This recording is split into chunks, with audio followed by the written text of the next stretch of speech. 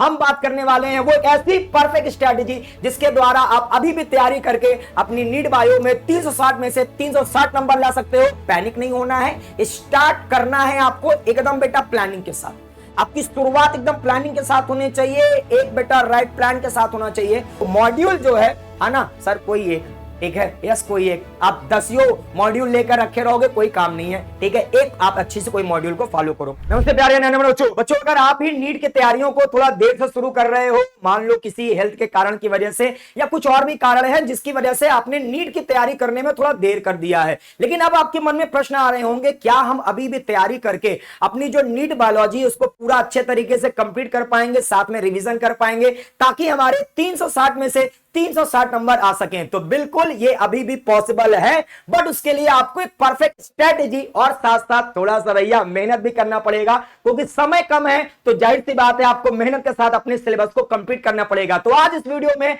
हम बात करने वाले हैं वो एक ऐसी परफेक्ट स्ट्रेटेजी जिसके द्वारा आप अभी भी तैयारी करके अपनी नीट बायो में 360 में से 360 नंबर ला सकते हो। तो चलिए वीडियो को शुरू करते हैं और एक एक करके उन सारी स्ट्रेटेजीज को जानते हैं। सबसे पहले हम बात करते हैं, ठीक है, कि हमारे नीट सिलेबस को कंप्लीट करने के लिए क्या बायो का जो सिलेबस है वो 4 से 6 मंथ पर्याप्त है? तो हाँ, ठीक है, बायो को जो आपका सिलेबस है, ठीक है, नीट बायोलॉजी के लिए आपका 4 से 5 मंथ या 6 मंथ बेटा पर्याप्त होते हैं, ठीक है। तो 4 से 6 महीना नीट बायोलॉजी के सिलेबस को कंप्लीट करने के लिए पर्याप्त है, लेकिन उसके लिए आपके पास एक राइट प्लान होना चाहिए, ठीक है, एक परफेक्ट प्लान जिसके थ्रू आप अपने 4 से 6 महीने में ही अपने नीट के सिलेबस को कंप्लीट करने के साथ साथ उसका रिवीजन भी कर सकते हो।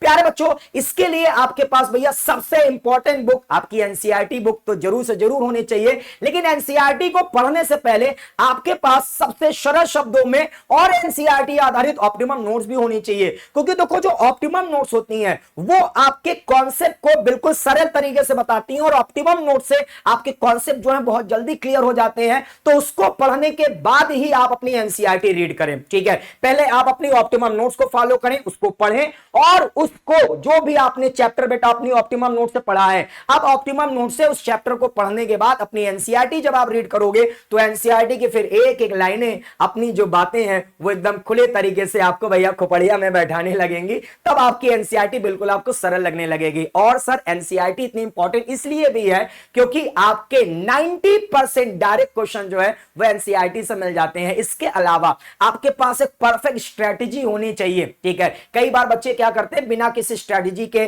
कभी उस यूनिट को, कभी उस यूनिट को, कभी इस चैप्टर को, कभी उस चैप्टर को, है ना, पढ़ते तो रहते हैं 15-15 18 घंटे, लेकिन कोई उनके पास स्ट्रेटेजी नहीं है। तो प्यारे बच्चों, सबसे पहले ध्यान रखना, स्ट्रेटेजी के तहत आप अपनी तैयारियों को करो, ठीक है। ऐसा ना करो कि 15-18 घंटे पढ़ रहे हो, लेकिन वो 15-18 घंटे के बाद आपको कितना अच्छा रिजल्ट मिला वो मायने रखता है। आप 15 से 18 घंटे पढ़ रहे हो वो मायने नहीं है, लेकिन उस 15 से 18 घंटे के बाद आपको अच्छा रिजल्ट किससे मिल रहा है? तो देखो, अगर आपने स्ट्रेटेजी के साथ पढ़ाई करी, है ना, 15 से 18 घंटे पढ़ा, तो उसके बाद आपको पॉजिटिव रिजल्ट भी मिलना, ठीक है। तो वो भी आपको ध्यान रखना है, उस तरह से आपको पॉजिटिव रिजल्ट भी प्राप्त होते जाएंगे। इसके अलावा अगर हम बात करें, ठीक है, मान लो भाई थोड़ा सा लेट शुरुआत कर रहे हैं बायो की, ठीक है, तो थोड़ा सा मन में घबराहट तो आएगी, इतने सारे चैप्टर पढ़ने हैं, इतने अच्छे अच्छे चैप्टर्स हैं, इतने कॉन्सेप्ट वाले चैप्टर हैं। तो पहली चीज, पैनिक नहीं होना है, घबराना नहीं है, टेंशन नहीं लेना, खोपड़िया नहीं फोड़ना। खोपड़िया फोड़ लोगे तो क्या पूरा सिलेबस कंप्लीट हो जाएगा? नहीं।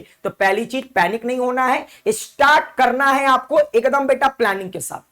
आपकी शुरुआत एकदम प्लानिंग के साथ होनी चाहिए, एक बेटा राइट प्लान के साथ होना चाहिए। तो आप स्टार्ट करेंगे बिल्कुल प्लानिंग के साथ, जिस तरह से मैं चीजें बेटा बताता चल रहा हूं। इसके अलावा सिलेबस प्लस चैप्टर प्रायोरिटी। देखो आपको क्या करना है, सबसे पहले अपने सिलेबस को डिवाइड कर लेना है। जैसे आपके हाई वेटेज चैप्टर में, है ना, आपके ह्यूमन फिजियोलॉजी के चैप्टर बहुत इंपॉर्टेंट है, जेनेटिक्स के चैप्टर बेटा बहुत इंपॉर्टेंट है, इकोलॉजी के चैप्टर बहुत इंपॉर्टेंट है। तो हाई वेटेज में आपको ह्यूमन फिजियोलॉजी, जेनेटिक्स और इकोलॉजी को रखना है और इनके सभी चैप्टर्स को परफेक्ट तरीके से फुल कॉन्सेप्ट वाइज बेटा एकदम पूरा पढ़ना है, क्योंकि कॉन्सेप्ट वाले क्वेश्चन यहां से आपको मिल जाते हैं। इसके अलावा मीडियम वेटेज में आपकी जैसे सेल बायोलॉजी हो गई, बायोमोलिक्यूल्स हो गया, ठीक है, और इसके अलावा आपके लो वेटेज में जैसे आपका एनिमल किंगडम है, स्ट्रक्चरल ऑर्गेनाइजेशन है। अब देखो एक बात को जरा सा ध्यान रखना, एनिमल किंगडम में आपको पता है बहुत सारे एग्जाम्पल मिल जाते हैं और कई बार जो है ना बच्चों को लगता है यार ये एग्जाम्पल हम कैसे याद करेंगे। और अगर आप ये सुनो, अगर आपने इसके एग्जाम्पल को एग्जाम से एक दिन पहले पढ़ना शुरू किया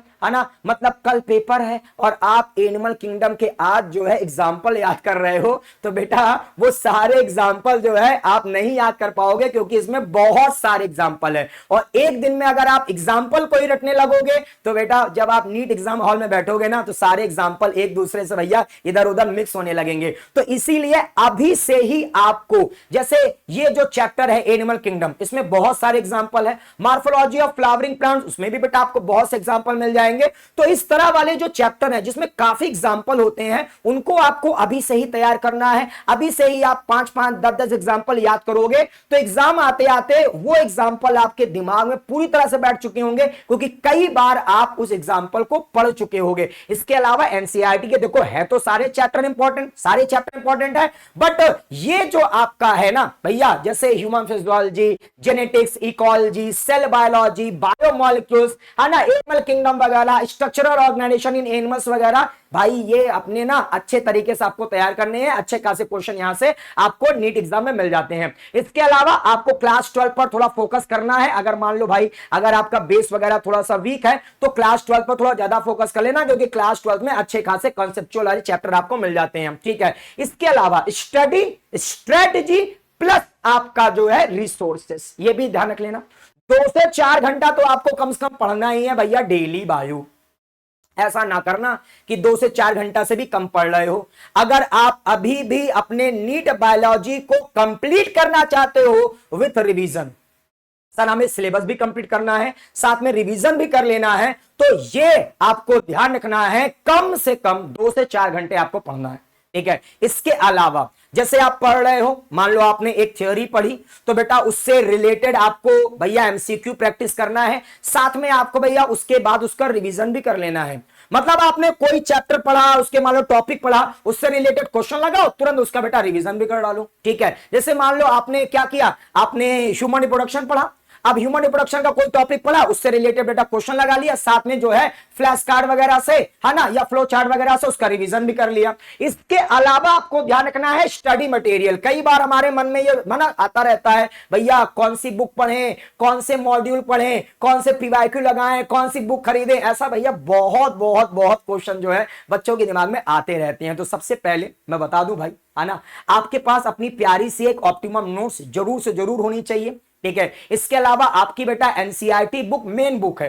ठीक है, आपके पास अपनी ऑप्टिमम नोट्स है, मतलब सारे कॉन्सेप्ट आपको उसमें मिल जाएंगे। इसके अलावा आपके पास भैया एनसीईआरटी बुक जरूर होनी चाहिए। ठीक है, और साथ साथ आपको है ना, जैसे मान लो पीवाईक्यू बुक वगैरह मार्केट में आती है ना, वो बुक ले लेना है। या इसके अलावा आप देखोगे बेटा जो मॉड्यूल वगैरह होती है कोचिंग की, उनमें भी आप देखोगे पीवाईक्यू वगैरह रहते हैं। इसके अलावा एनसी आपके है ना, आपको वो बुक लेनी है जिसमें आपके एनसीईआरटी की लाइन से क्वेश्चन मिल जाए। ठीक है, अगर आप मान लो सर ये सब सारी चीजें लगा ले रहे हैं, सर हमने पीवाईक्यू लगा लिया, कोचिंग के जो मॉड्यूल्स है उसके क्वेश्चन लगा लिया, इसके अलावा भी अगर आप कोई बुक्स लेना चाहते हो तो वो बुक लीजिए जिसमें एनसीईआरटी की लाइन से क्वेश्चन बने हुए आपको मिल जाते हैं। ठीक है, और जरा सा मॉड्यूल में भी ध्यान रखना, 10-10 जगहों की मॉड्यूल से कोई फायदा नहीं होने वाला है। एक जगह का कोई मॉड्यूल लो, ठीक है, क्योंकि सारी मॉड्यूल वगैरह अच्छी ही सब जगह बनती है, तो एक बेटा अच्छी सी मॉड्यूल ले लो। ठीक है, और उस मॉड्यूल लेकर बढ़िया तरीके से उस मॉड्यूल को फॉलो करो। ठीक है, क्योंकि अगर आप 10 मॉड्यूल पढ़ोगे तो बेटा समय आपका जो है ऐसे ही बेटा वेस्ट हो जाएगा। ठीक है, और इतनी सारी चीजें पढ़ने के चक्कर में जो मेन चीज है वो आप फिर हो सकता है कवर ना कर पाओ। तो दैट्स व्हाई बेटा आपको क्या ध्यान रखना है कि भैया 1 रिवीजन बुक आपके पास हो। ठीक है, या भैया हम बात करें तो मॉड्यूल जो है ना सर कोई एक, ठीक है, यस कोई एक, आप 10 मॉड्यूल लेकर रखे रहोगे कोई काम नहीं है। ठीक है, एक आप अच्छी से कोई मॉड्यूल को फॉलो करो। ठीक है, हाउ टू रिवाइज है ना, यस रिवाइज कैसे करें, प्रैक्टिस स्मार्टली, कैसे अच्छे ढंग से हम भैया प्रैक्टिस करें क्वेश्चन वगैरह की। ठीक है, स्मार्टली कैसे प्रैक्टिस करें, तो सबसे पहले ध्यान रखना, ठीक है, एक्टिव रिकॉल, आपके पास भैया एक्टिव रिकॉल, कॉन्सेप्ट मैप वगैरह के द्वारा आप अच्छे से रिवीजन कर सकते हो, शॉर्ट नोट्स के द्वारा, डायग्राम के द्वारा भी आप बढ़िया तरीके से सारी चीजों को रिवीजन कर सकते हो। और साथ साथ आपको ध्यान रखना है वीकली आपको वन फुल बायोलॉजी का मॉक टेस्ट देना है, ठीक है। आप जो है वीकली बेटा बायो का थोड़ा सा टेस्ट वगैरह भी दो, ठीक है। इसके अलावा टारगेट आपके क्या क्या होने चाहिए, 20 पीवाईक्यू आपको डेली लगाने हैं। आप जो भी टॉपिक पढ़ो है ना, उससे रिलेटेड बेटा 20 पीवाईक्यू, है ना। जैसे मान लो आपने 4-5 टॉपिक पढ़ डाला, है ना, अरे 4-5 टॉपिक क्या, कम से कम आप कई सारे टॉपिक पढ़ डालोगे, ठीक है, एक वीक में। और मैं तो बोलूंगा कि यार कम से कम आपको एक वीक में 5-5 चैप्टर कंप्लीट कर लेना है, ठीक है। तो उससे रिलेटेड बेटा 20 पीवाईक्यू, ठीक है, आप डेली लगाओ, ठीक है। डेली 20 पीवाईक्यू लगाना है आप लोगों को, डेली 20 पीवाईक्यू। मान लो आपने डेली कुछ पढ़ा, ठीक है, कोई टॉपिक पढ़ा, ठीक है, एक टॉपिक, 2 टॉपिक, 3 टॉपिक पढ़ा, अब उससे रिलेटेड बेटा आप लोगों को 20 पीवाईक्यू लगा लेना है, ठीक है। या मान लो आपने उससे पहले भी पढ़ा था, तो आप उससे रिलेटेड भी बेटा पीवाईक्यू लगा सकते हो, लेकिन कम से कम 20 पीवाईक्यू आपको डेली लगाना है, ठीक है। इसके अलावा वीकली आपका टारगेट होना चाहिए 5 चैप्टर के साथ 5 चैप्टर कंप्लीट करेंगे, है ना, वीकली। और साथ साथ 100+ इसके क्वेश्चन भी लगाएंगे, ठीक है। सॉल्व आप जब करो, ठीक है, तो सॉल्व करने के बाद आपने जिन जिन क्वेश्चनों को गलत किया है, उन क्वेश्चनों को आपको रिव्यू करना है कि आपने ये क्वेश्चन गलत किया तो क्यों किया। हो सकता है आपने सही तरह से रिवीजन नहीं किया हो, क्योंकि क्वेश्चन गलत होने के 2 मुख्य कारण होते हैं। पहला कारण है आपने सही तरह से रिवीजन ना किया हो, दूसरा कारण है आपने उसके कॉन्सेप्ट को सही तरीके से समझे ना हो। तो आपको ये रिव्यू करना है किस वजह से आप ये क्वेश्चन गलत कर रहे हो, फिर उसको जानकर बेटा आपको दोबारा जो है ना, रीटेस्ट भी देना है। अगर आपने ये चीजें फॉलो करा, ठीक है, तो यकीन मानो आपकी जो है ना, एक तरह से बोला जाए तो गलत होने के चांसेस होते हैं क्वेश्चन, वो धीरे धीरे कम होने लगेंगे। इसके अलावा आपको क्या नहीं करना है और क्या जरूर से जरूर करना है। तो बच्चों सबसे पहले आपको जंप बुक, है ना, ऐसा मत करना कि पता चला पढ़ा फिर छोड़ के फिर आगे बढ़ गए, नहीं, इस तरह से नहीं करना है, ठीक है। यस, एक एक लाइनों को पढ़ते हुए ही आगे बढ़ना है ना। और मैं हमेशा बोलता हूं लाइन टू लाइन, है ना, साथ साथ वर्ड टू वर्ड, एक एक शब्दों को पढ़ते हुए आगे बढ़ना है, क्योंकि एनसीईआरटी के एक एक वर्ड इंपॉर्टेंट होते हैं, कहीं से भी क्वेश्चन आपको मिल जाएंगे, ठीक है। तो पहले अपनी एनसीईआरटी आधारित, है ना, जो ऑप्टिमम नोट्स उसको पढ़ो।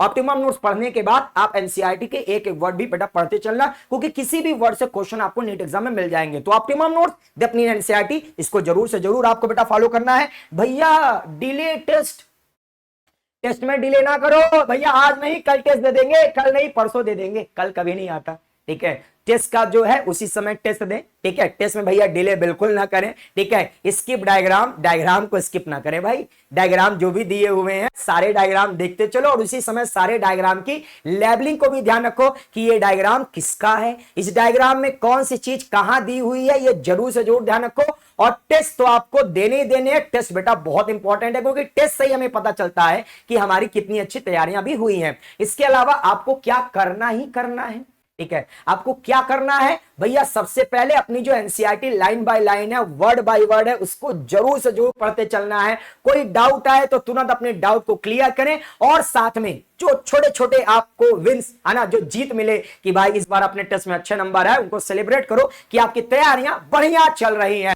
और सबसे इंपॉर्टेंट चीज कि यू आर नॉट लेट, आप अभी लेट नहीं हुए हो, you are learning faster now.